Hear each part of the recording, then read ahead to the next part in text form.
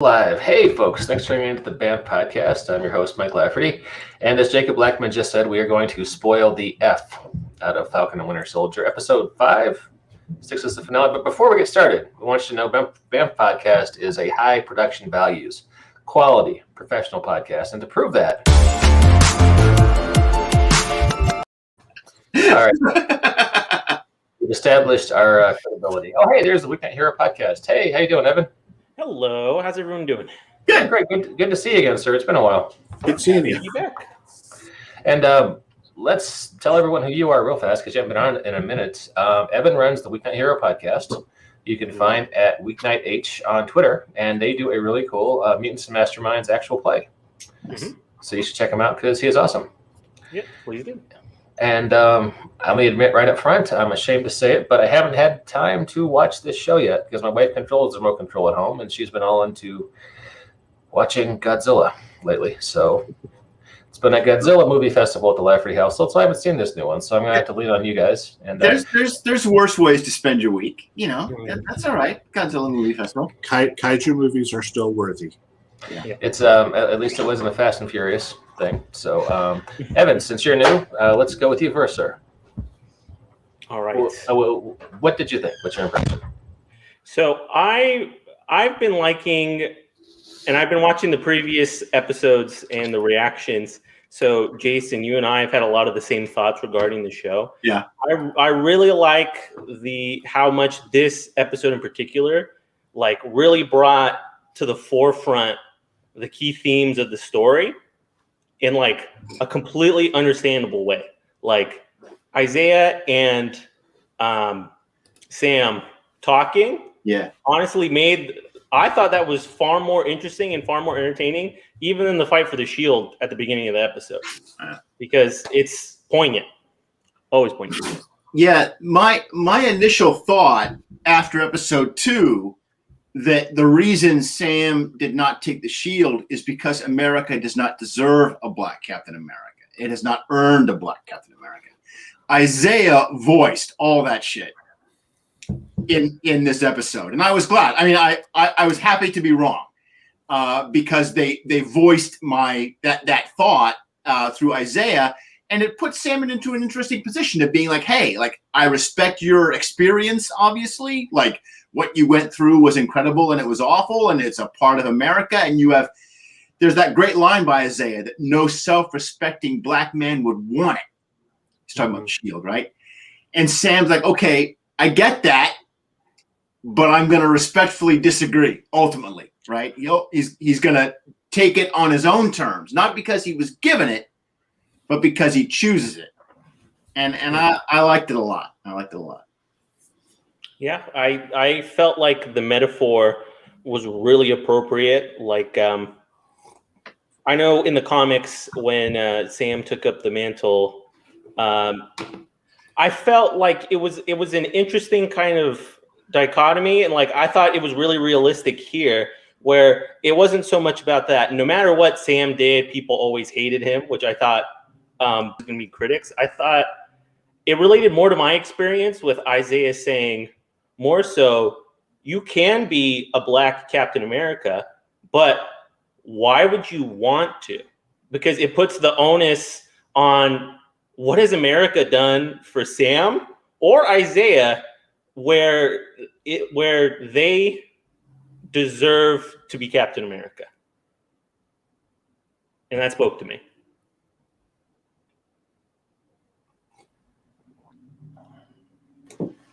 You're muted, Mike. Jacob, what did you say? What did you think? Sorry. I agree wholeheartedly that was pretty much that conversation was the defining moment of the episode and ultimately of the series, because we've really seen, especially from Sam's point of view,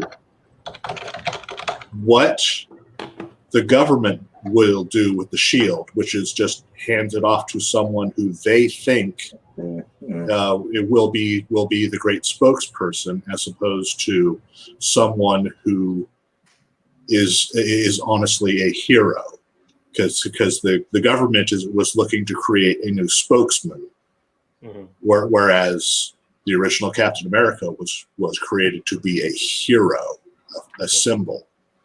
Granted, there were supposed to be more, but they only got the one, and they got a really good one because it was chosen by the person who by the Dr.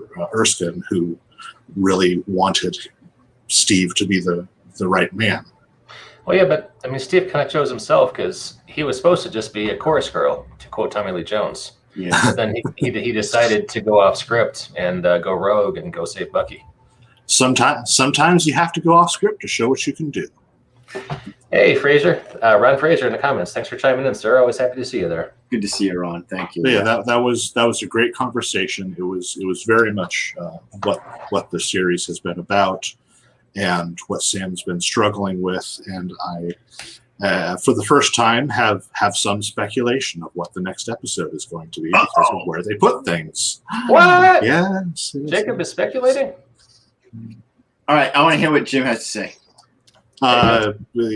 He's going to have the really cool Captain America Falcon suit in the next episode, and he's going to pick up the shield because he's going to be Captain America. So that's what's in the Wakanda case. Mm-hmm. So, Jim, what do you think, sir? So those a lot I love about the show. Yes, it's pulling from the most recent, not most recent, but from it's pulling specifically from the run leading up into the Captain America crossover with the Hydra Cap, with the bad Cap, because that's when Sam is Captain America.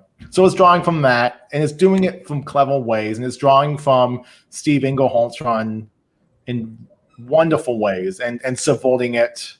I think the potential reveal that the power broker is now Val, Nick Fury's long-running love interest, and now played by Julianne Dreyfus, I think is just delicious. I wasn't too happy to see that all the conversation focused, at least on the Twitter end, focused on, oh my God, it's Madam Hydra, because this is a character with 50 years of history, and that thing happened 10 years ago in Secret Warriors, and that book was awful and should be forgotten and sent to the wood chipper, as far as I'm concerned. Yeah, for those who don't know who Contessa Valentina Allegra de Fontaine are, she's not Madam Hydra. She pretended to be Madam Hydra for a while.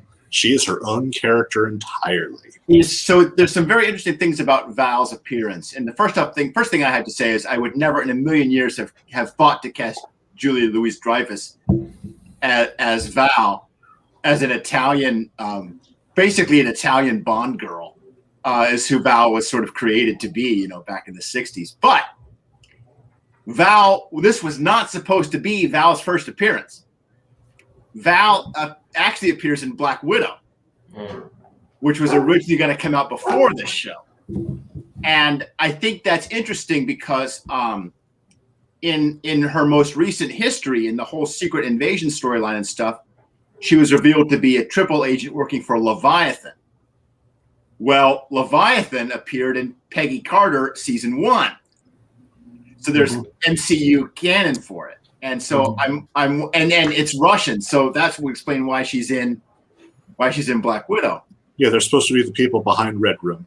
Yeah, so it's possible that they're going to do that whole thing with her. So she's not going to be affiliated. I don't know, but it's interesting. It's really interesting, and I can't wait. I wonder if she's going to show up presumably she's going to show up in the Secret Invasion series, Nick Fury's series coming out. Anyways, it's an interesting tease. When you cast a woman with such incredible comedic talent as Val, that sort of tells you the way that they're going to play that character. She's not going to be the SHIELD agent, cat suit, pistol wielding character that we think of in the comics. She's going to be somebody different. She's going to be a boss character almost, somebody who's more of a face and less of a fighter.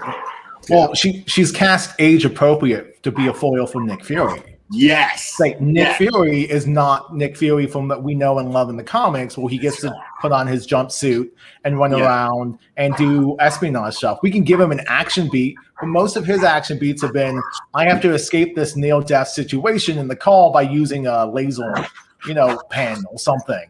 It hasn't been great stuff for Fury. I mean, Jackson is still old enough to be her father, but yes. Yeah. So I can go ahead. I thought that inclusion was an interesting that was obviously what they were hyping up with the media blitz of, those one surprise character that hasn't been announced, played by an award-winning actress. And I was not going near that kettle of fish. I mean, we had that with the astrologer or the astronomer or whatever the heck that plot was. I'm not going to get my heart broken twice. Disney Plus, that's not what I'm interested in. There we go. Spencer's Captain America run, which was what I was talking about. And that one starts off interesting because it puts Sam and Steve in contention and a border issue. It opens up with the two of them at loggerheads, even though it's old man Steve running S.H.I.E.L.D. and it's Captain America who wants an open border policy and is fighting Hydra agents in the Arizona desert. Those are the Sons of the Serpent, right? Yeah, it was part of that Sons of the Serpent. It was also part of that Secret Empire crossover that actually threw me out of Captain America comics for up until recently because it was just too much. So you have this storyline that you presented on the screen being represented, but this episode really sort of lays the groundwork of, okay, this is going to be the message of the show. And we're going to do it in such a way that it can't be lost on the audience. So we're going to take you through conversation to conversation. Yes, we have the action at the beginning. Action's necessary. It's a required action. We have to have Frodo have the ring and contemplate what he's going to do with the ring for a little bit. And that's this episode. What is Sam going to do with the shield? And I thought about that. Of course, to the surprise of no one who knows me, I thought about that exact same metaphor as I was watching the show, because it's like Frodo with the ring has been described as this cruise missile flying through Middle Earth, just looking for somebody to hit with the ring, right? Everybody he meets that could possibly take the ring, he offers it to them, right? And they're like, no, get behind me, little Satan. Well, so the same thing happens with Sam, and I love this episode so much because everybody he meets, I'm like, is this the time? Is this the time when they take the shield? When Bucky has the shield, I thought, is this when he just takes it? Does he just walk off with it? And then is he going to give it to Isaiah? Is he going to give it to Bucky? Every moment. But in the end, it paid off because at the end of the episode, he's clearly going to take it for himself. He's going to put on, as Jacob said. I don't even think you've broken your rule. You are not speculating. It's right there, right? It's pretty blatantly obvious what's going on. It's pretty blatant. We haven't seen the costume yet. We haven't seen the red, white, and blue. The only question is it going to have falcon wings, right? That's the only question. And presumably it is because it's so big. Well, this was during the montage. My wife commented on why does he keep doing the jumping, flipping thing? And I'm like, this is the Captain America that flies. Yeah, that's what makes Sam different from Steve. Steve can play a two-directional game. He can play forward, he can play up, but he's not going to be doing the flying thing, right? Yeah. Sam opens up that avenue of action, and I did quite enjoy the fact that they're alluding to that. This is a 6-episode series to get us to the point where Sam is acting with agency, taking the mantle of Captain America. This is not Bucky's story. As much as I love Bucky, and I think Bucky's a crucial part of Sam's story, he's a secondary consideration to the importance of this is a show about African-American man living in 24th century, dealing with African-American issues of prejudice, systemic prejudice that we saw at the bank, prejudice of just people underestimating him, ruling him out, thinking he's not worthy, and then finally him recognizing that he is worthy and he's going to take the shield Because if we had just started Avengers 5 or whatever it would be with Sam as Cap, and we hadn't had this story, it's just what Steve wanted him to do. Yeah. Like Sam gets taken out of that equation. It's now just a white man handing the black man the shield, going, okay, go be Cap for a while, which is kind of what it was like in the comics. So I sort of feel like this is also a course correction of the Spencer comics when really addressing the fact that Sam has to live with indecision. He has to Hamlet for 6 episodes, and this is the last moment in the storyline before he has to take action as Captain America. Hey, let me ask you guys a question, acknowledging I haven't seen this one, but with the Major League Baseball moving the All-Star game to Denver, I've had Jacky Robinson on my mind a lot lately. Is it too much to see a Jacky Robinson parallel in Sam's storyline here? I don't know. I didn't mean to kill the conversation. Sorry about I'm that. not qualified to say. It's sports ball to me. I'm afraid. Like I was just gonna say that I'm not particularly sporty. Okay. Yeah, I don't. I know who Jacky Robinson is. Yeah. I know what he brought to baseball, but I don't know enough about the whole situation to comment on it. Well, I was thinking about the other day, Jason, you had a thread where you were talking about definition of superheroes. And Mike Mylar, God bless him, he couldn't make it tonight because he's on vacation because he's had a high-stress Kickstarter going on. You guys were arguing about the definition of superheroes. Well, specifically, it relates to this show because it comes out of our conversation here where Mike suggested that Captain America is mythology, that he's a mythological character, and I took issue with why superheroes are not mythology. But yeah, I was just thinking about it because Ken Burns, who does documentaries, Sure. he did a big baseball documentary. He did specifically focused on Jacky Robinson, and there's one anecdote about Jacky Robinson that everyone loves, and I want to say they're in Cincinnati playing the Reds, and the crowd, they're just booing the hell out of him. And there's a guy who comes over and puts his arms around him, and they share a joke, and he says, "I want my family to see who I really am." And it's a great anecdote. It's aspirational. yeah, It's saying there's a better future than where we are now, and they had it in there. And a few years later, Ken said, "Yeah, I couldn't find any primary source for that anecdote. yeah, The guys who were in it are dead. Their family don't remember it happening. As far as I can tell, that was just an invention of people who were at the game or sports writers who were writing about the game later." And it occurred to me that's kind of how mythology, happens. People, we have myths to convey truths, right. or in this case, can convey an aspiration. Aspiration, yeah. I don't think it's so much mythology to convey truths. I mean, like, yes, essentially that's what people, like, if we think back to when people were inventing or telling stories about Zeus, like Jason's point in the last episode, that was to explain why lightning happens, right? Gods are angry, lightning happens as a result. Zeus throws lightning at us.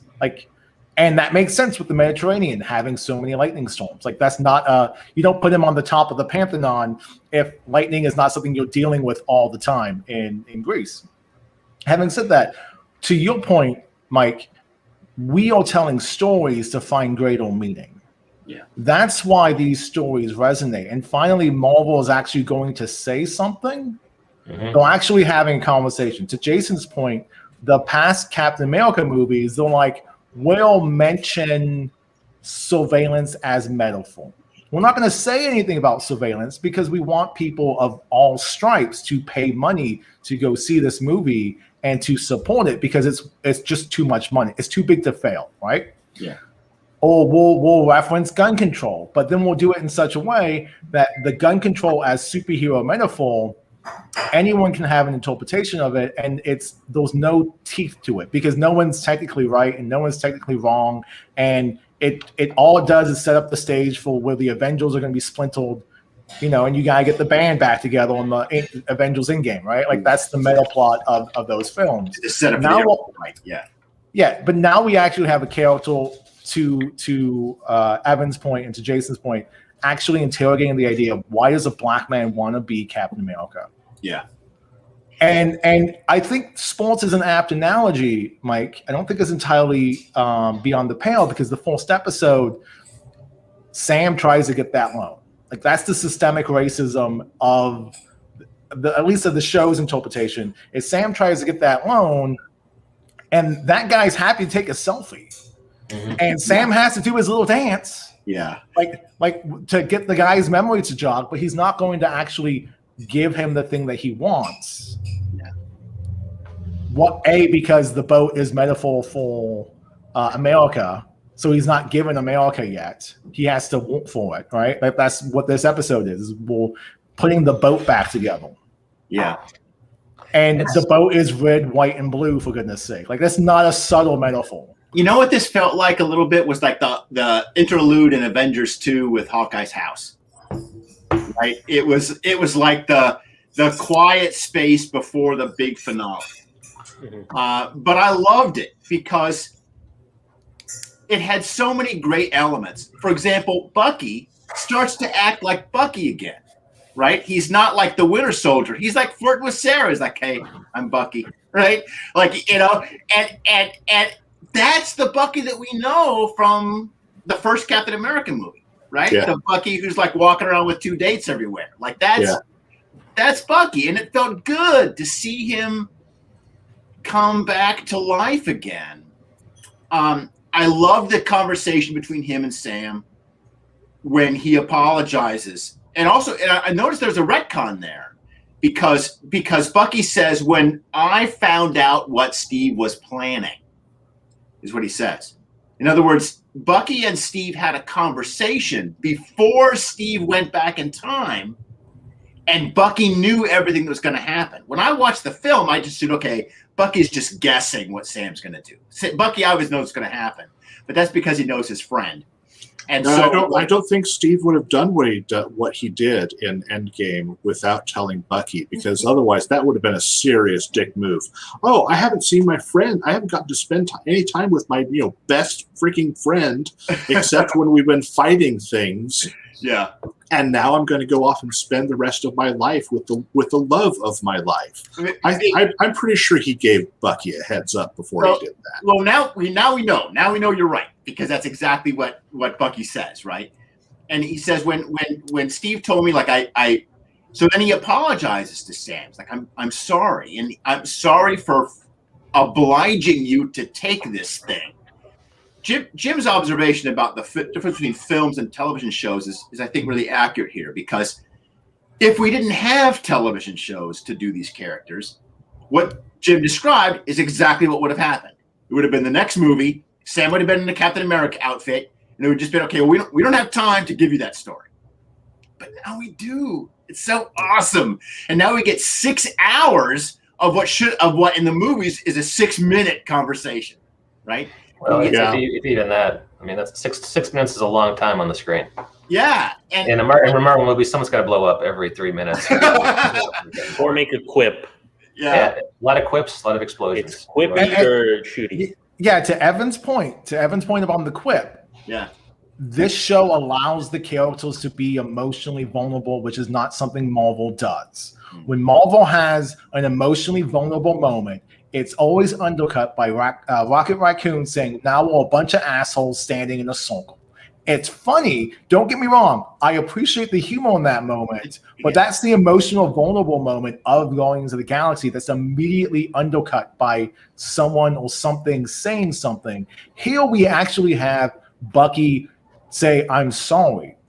We have another character called Bucky on this shit. You're not making amends, you're avenging, which is the best line in this episode for Bucky to hear. And he doesn't want to hear it, right? Like, at first he's like, no, I thought I was, like, he's got that expression. He doesn't say it, but the actor is good enough that he can express the various emotions while he just has to listen. Yeah. While, Sam gives him the tough love speech. Yeah. And, that's something we'll never get in a big giant screen Marvel movie. Like, if there's a big giant screen Marvel movie, we know it's going to have certain elements to it that make it a successful franchise. Yeah, I was kind of bummed to hear that Shang-Chi is only going to be available. Oh, did you guys see the trailer today? Yeah. Oh, yeah. I did. Yeah. Theaters only, September 3rd. Okay, so I got to talk about the one part of this movie, of this episode, that did not work for me. It's not a big deal, didn't ruin the episode, but the fact that Zemo escapes episode 4 only to apparently allow himself to get rearrested the very first thing in episode 5 is just a sad trombone noise. I know. He's going to the raft. Thunderbolts is happening, people. He's going to be put in prison with a whole bunch of other prisoners. Yeah. We're getting one step closer to your meta plot of it's just the Thunderbolts. I think Justice like lightning. I think that's true. I know, but narratively, it doesn't make any, like, why would you write? You're the writer. You are the writers of this show. And you stage Zemo's escape while all of the heroes are fighting at the end of episode 4. And then, in the beginning of episode 5, Bucky shows up at the memorial, and Zemo says, "I'm surprised you weren't here sooner," which basically that means I knew you would be here, and I thought, and I am still here after when I thought you would be here. In other words, I'm turning myself in. I think I don't think he was doing plot device in the last in a couple of these episodes. He really kind of leaned into just he was a key that got people to places, and he was able to meet with people. And so I do think it is a part of the weakness of the narrative that Zemo just immediately gets caught in the next episode. But I think it's one of those things where you got to do it because it makes sense for Zemo to leave, because it pushes the conflict forward in the fact that John and Lamar were incredible failures. The Dora Milaje were failures, and Sam and Bucky all failed in that moment because each of those actions pushed them in the directions that they went in the later episode. But I do think it might have just been one of those things where they said, I have to sacrifice. Like Zemo had his own little story. Honestly, I do feel like it would have been perfect for him to come in.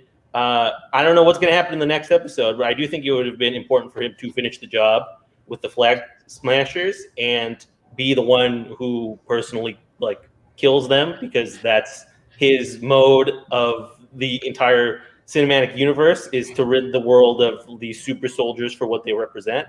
But I think they just had to, at some point, somebody has to get sacrificed a little bit. Well, to Jason's macro point, Zemo has a thing on his character sheet saying he will do what he needs to so the heroes realize that they're wrong, and then he gives up.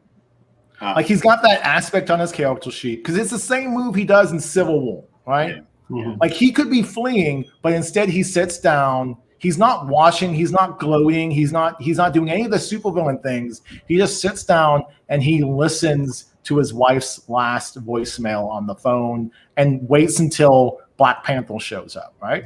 Yeah. So he's got this thing where he gets to he shows the hubris of the heroes, and then he gives himself up because there's nothing else for him narratively to do except to play a role in Bucky's narrative. Like, he gives Bucky the opportunity to actually kill him. He doesn't raise a finger. He wants to see what it is that is going to make this character tick. Yeah. And if he's 100%, like, he knows he failed at that moment, because if he was 100% right, he'd be dead. Like, Bucky would be the killer that he needs him to be to stop Coley and the Flag Smashers. But by Bucky deciding not to, I did think the idea of him clicking the gun 3 times, which is really noticeable when you watch it with captions. Like, he clicks the gun on, he clicks the gun off, he clicks the gun on again. Like, my wife pointed that out, is like, you only need to click the gun on once. Like, the idea that Bucky's just sitting there fidgeting with the gun is kind of weird. It's that Key and Peele sketch about how many times do you cock the gun. Mm-hmm. As many times as are necessary. It happens in like a 10-second sequence. Like, it's just click, click, click, click, click. Like, it's kind of ridiculous. That's funny. But there's an important consideration that we haven't addressed, is how much time took place between when Zemo escaped and when they captured him. What was Zemo doing in that time besides just hanging out at the monument? Yeah, I hope you're right, Jacob. Like, I'm kind of waiting for us at some point to get a flashback to Zemo prepping something or putting some plan in motion that pays off later on down the road. And if it happens to be right, if it happens to make me right about the Thunderbolt series, I will, of course, be over the moon, and I will come back here to gloat. But well, Disney Plus doesn't want you to cancel your subscription. Yeah, right. and so that they got to keep the contact. I mean, I hope it just wasn't he was at the club, but it might have been. He was having fun. Yeah, exactly. Hanging out on his plane, drinking champagne with yeah. When we over the course of this show, we come on here every week, and we've been talking a lot about means to ends, right? Like the show has become a question about your do the ends justify the means? And we've talked about Walker as being the character on the far end of that, who's willing to do, quote, whatever it takes. That's his line, right? And then we've talked about Carly being kind of that middle figure whose goals are good, but she's using unethical means to do that. But she's not beyond forgiveness or salvation. Like Sam reaches out to her, right? But and then Sam as the guy on the opposite end, the guy who rejects the methods that he is allowed and entitled to. He is leaving weapons on the table that he needs to accomplish his goal. And this is where this episode is the one where he solves that problem. He completes his character arc, and he now takes up those methods that in the past he has rejected. It's an interesting line. He says yes to the shield, but no to the serum. And that appears to be his line. I liked it. Oh, and then compared to Bucky, who I finally figured out in that orbit, he's the guy that's all method and no end. Right? He's the guy because it says in the first episode when the psychiatrist says you're free, and he says, yeah, but to do what? He's got all this power to kill, but he has no goal. And that's why I thought Sam might give him the shield, or he might take the shield, because it's the perfect solution to Bucky's problem. I have all this power and I don't have anything to do with it. Well, I know. I'll be Captain America. Like that's the perfect end state for him. But the fact that he gave up that to do the work, as Jim put it, as Evan put it, right? To do the hard work of his recovery, I think is a testament to Buck's character. I like it a lot. Yeah, when he's standing over Sam, full stop. Let's just back up a second. I just want to, as a wrestling fan, appreciate the action that these TV shows do. They express character with the movements and the way people take fighting stances, and the fact that Bucky may be trained and Sam's trained, but the flag smashers, they just like approach it head on. Like they've been given a power up, and they're just gonna keep pummeling until the thing stops moving. Yeah. And when you fight them on their level, you're going to lose because they have got the sword. So you've got to fight them smaller. And this episode did a wonderful job of expressing, okay, the way these two characters who aren't as powerful as John are going to do it is they have to eventually work together. And I love that bit. But when he's holding the shield, I'm like, the show is not about you, Sam. not Sam. It's not about you, Bucky. Like, the show is clearly not that for you. I think you make it a spin-off show like Winter Soldier, Disney Plus 2, like season 2 or something. Like, maybe not beholden to Sam, but it's not his narrative to take that shield. It's not right for him. I think with the ring metaphor, like you said, with Frodo in the ring, I feel like Bucky is that person who knows what the shield would be as an object, how important it is. Yeah. But because of that, he purposefully will not touch it. Like, it's not going to solve his internal conflict in any sort of way. Yeah. It would just bring out, I feel like, the worst aspects of him. And so if we're looking at it in that ring kind of a way, like John Walker, he wants it because he feels entitled to it, right? Because other people. And before we throw this metaphor away, let's remember that Bilbo was explicitly mentioned in the first episode, that the Hobbit was a reference for this movie. And so Evan, to your point, you're saying that Bucky is the Faramir to John Walker's Boromir. Yeah.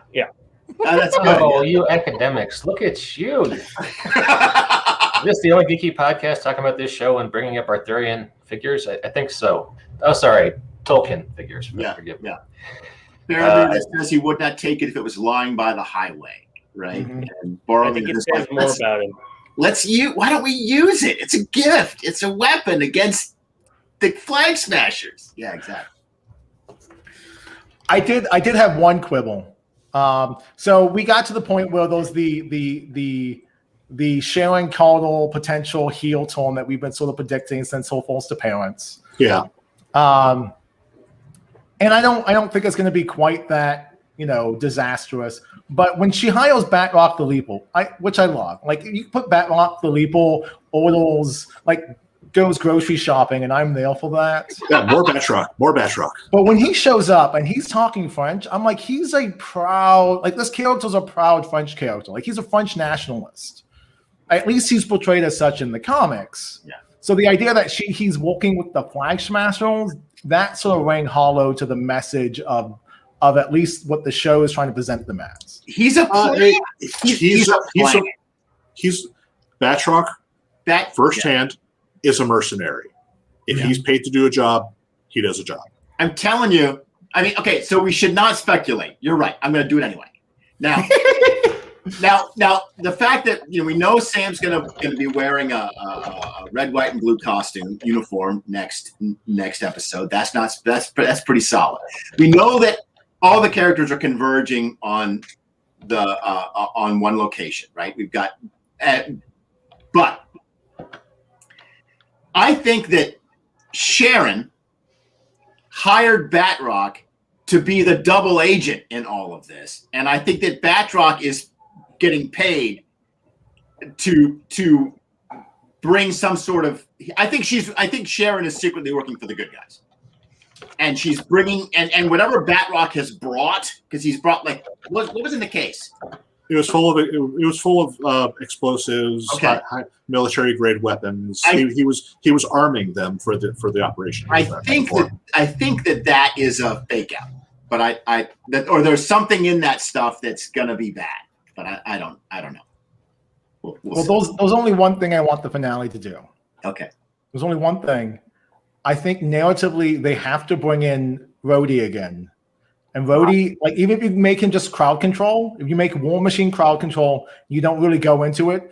Rhodey needs to see Sam as Captain America and then comment, that's a good look on you. Because then that brings that whole validation, the whole arc, which is what Rhodey kicks off by having the argument of, in the museum, why are you retiring this thing? And Sam is allowed to express himself for the first time in the show. You need that sort of validation, that external validation of, you go do that. You're like, that's a good thing. The other thing that this last episode has to have is the Bucky and Sam split up at the end of 5, and Buck said, well, when you find a clue, when you find something, call me, I'll be there. When that call comes, Buck's going to be revealing what happened to the old father, whose son he shot in the flashback from episode 1. He's got to reconcile that.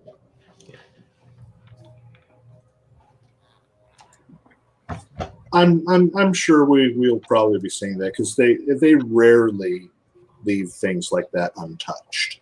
Well, yeah, it was there for a reason, right? It's put as for a reason. Well, I would say it's less in the finale. I don't think we're looking necessarily at good and evil. I think we're looking at agendas for specific characters. Like, is Sharon 100% good?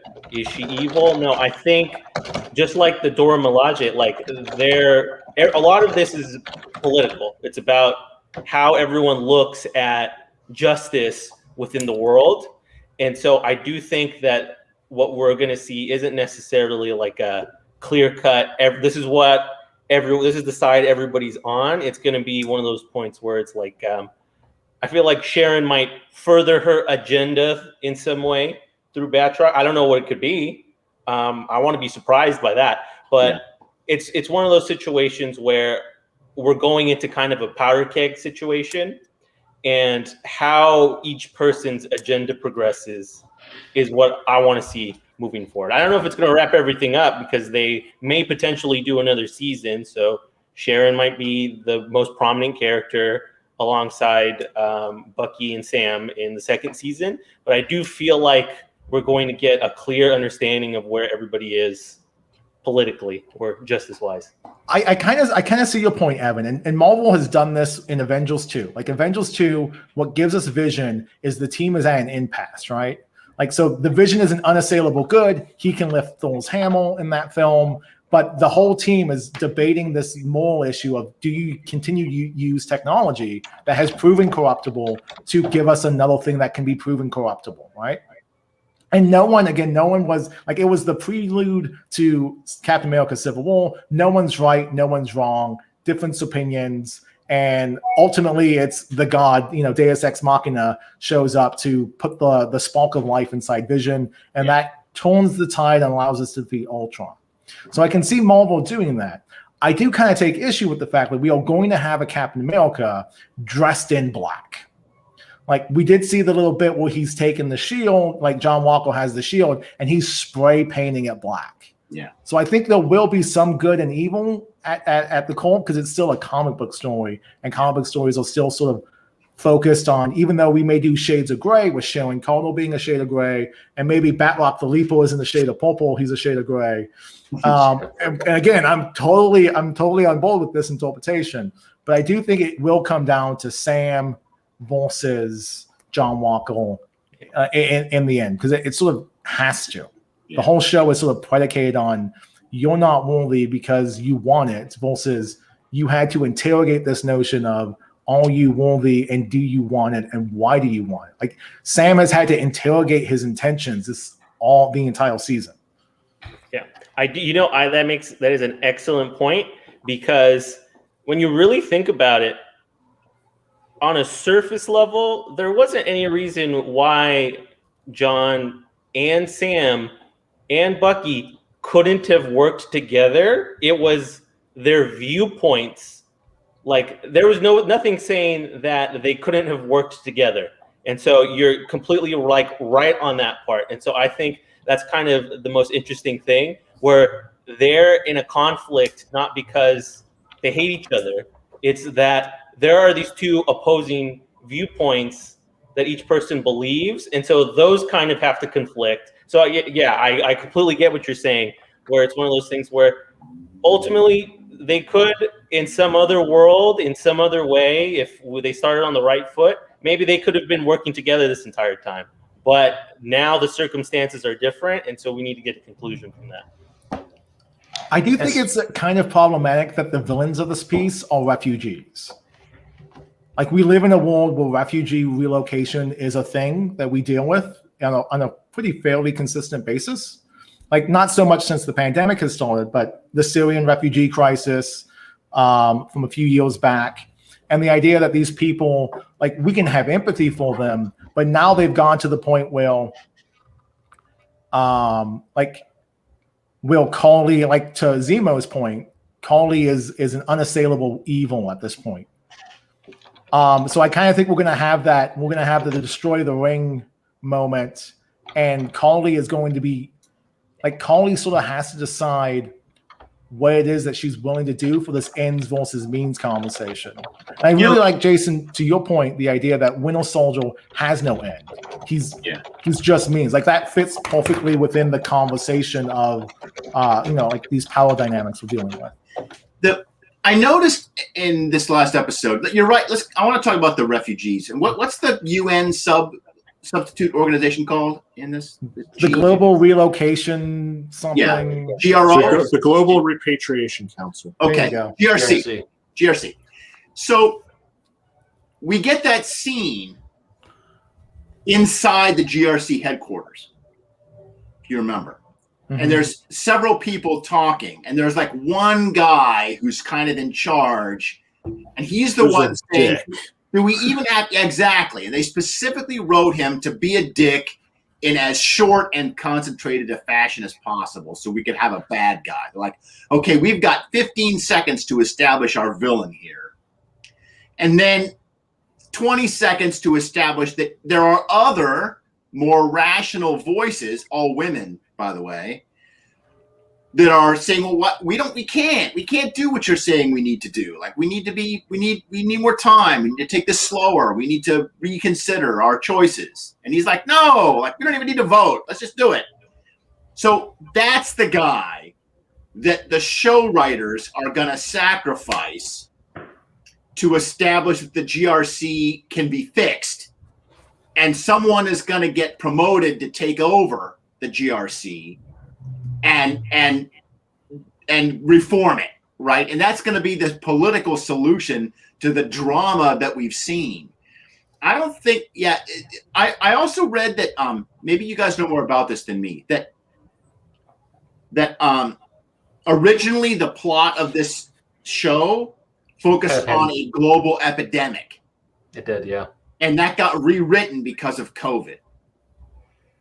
I do think it's positives and negatives. I do think there's a kind of a negative in the like refugees plus disease kind of a thing where we don't need to go there. That's a horrible idea. But I do think it works as just to tying everything everyone said together. It's one of those things where why are the GRC and the refugees on opposing sides, right? Yeah.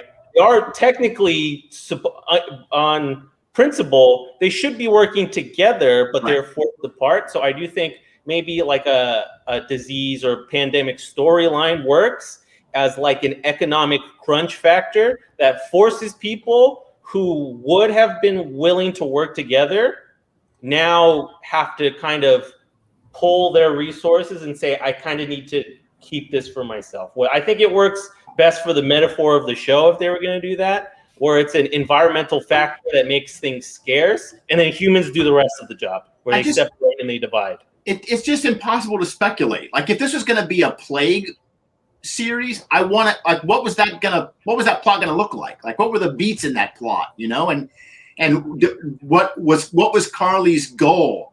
Was she the person that had the disease, or was she the person that was trying to not get it? Were the refugees all people that were quarantined because they had the disease? Like, and so they weren't refugees at all? Were they like? There's just so many questions. That and you have no Marvel character who's adoptable.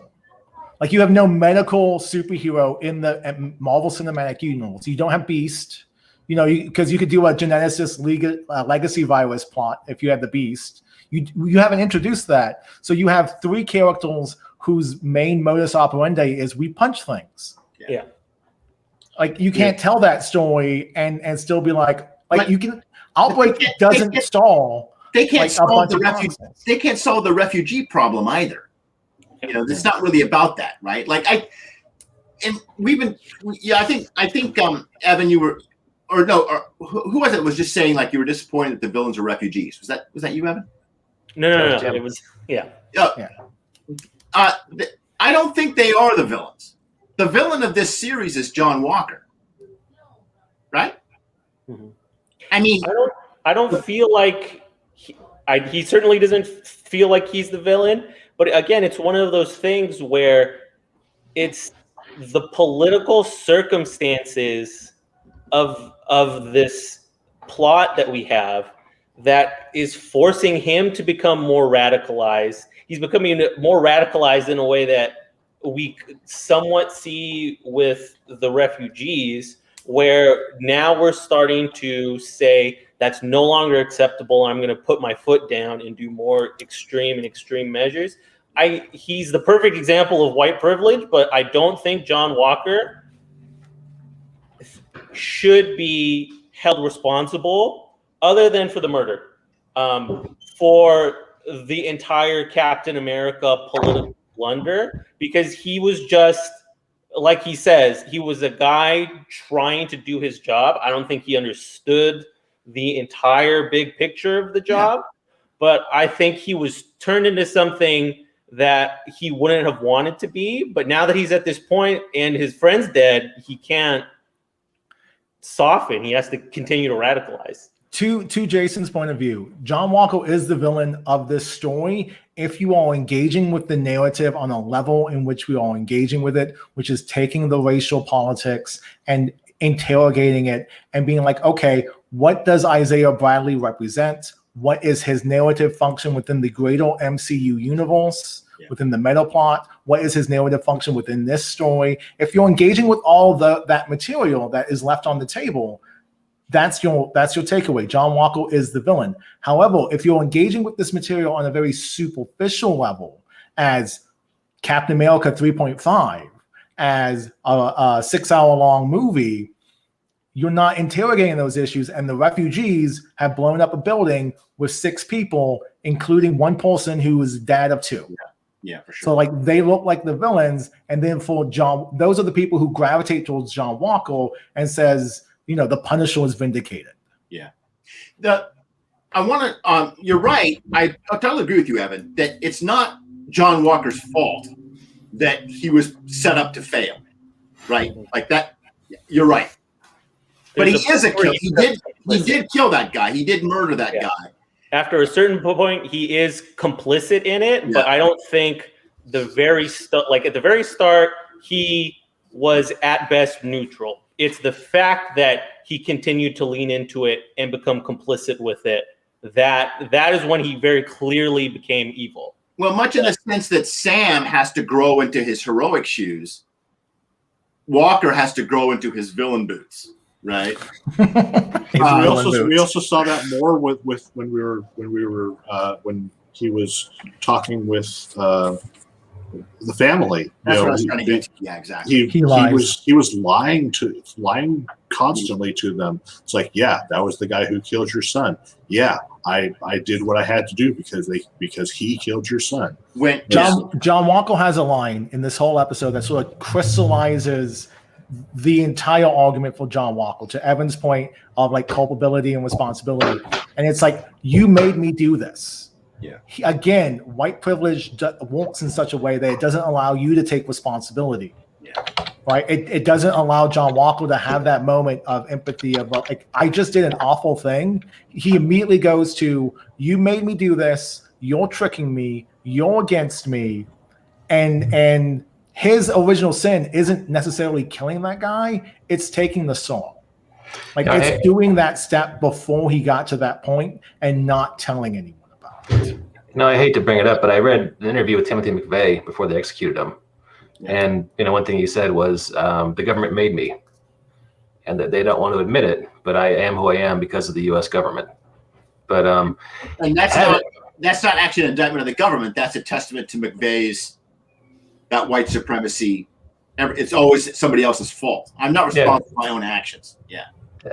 But on that sobering note, my son asked me to come upstairs and draw comics with him, so I need to go do that. And that's the more important thing. Yes, draw comics. Teach that kid art. There will be a point in time he's like, "Nah, Dad, leave me alone." So you got to take these moments while they're there. But Evan, thank you so much. Yeah, get some dad time in. Thank you, Evan. It's always a pleasure having you on. Thanks for coming. Yeah. Do you want to join us next week for the finale? Sure. All right, cool. Sounds excellent. Good. Jim, Jacob, Jason. God, so many J's. Thank you guys so much. J. Jonah Jameson. It's like J Street down here. Yeah. And to all of our listeners and viewers, we'll catch you next time on the BAMF Podcast.